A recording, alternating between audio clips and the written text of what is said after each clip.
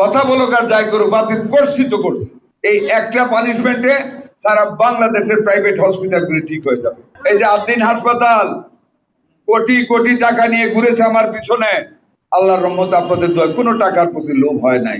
আমার মাননীয় প্রধানমন্ত্রী বলেছেন আপনি যা করবেন আমি আপনাকে পূর্ণ সমর্থন দিয়েছি, আমি লাইসেন্স বাতিল করে দিয়েছি।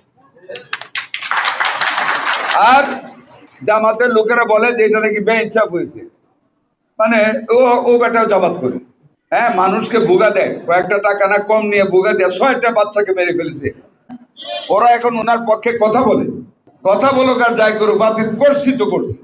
এই একটা পানিশমেন্টে সারা বাংলাদেশের প্রাইভেট হসপিটালগুলি ঠিক হয়ে যাবে। একটার পানিশমেন্ট, মানুষকে সেবা দিতে হবে, টাকা নিবে, সস্তা কথা বলে কম নেয়, আরে কম নেয় কি কম, হ্যাঁ, প্যাটকাইটা কম নেয় কি করে, এগুলি মানুষ মেরে ফেলছে, 6টা মায়ের বুক খালি হয়েছে। কাজে এগুলি থেকে আপনাদের সাবধান থাকতে হবে।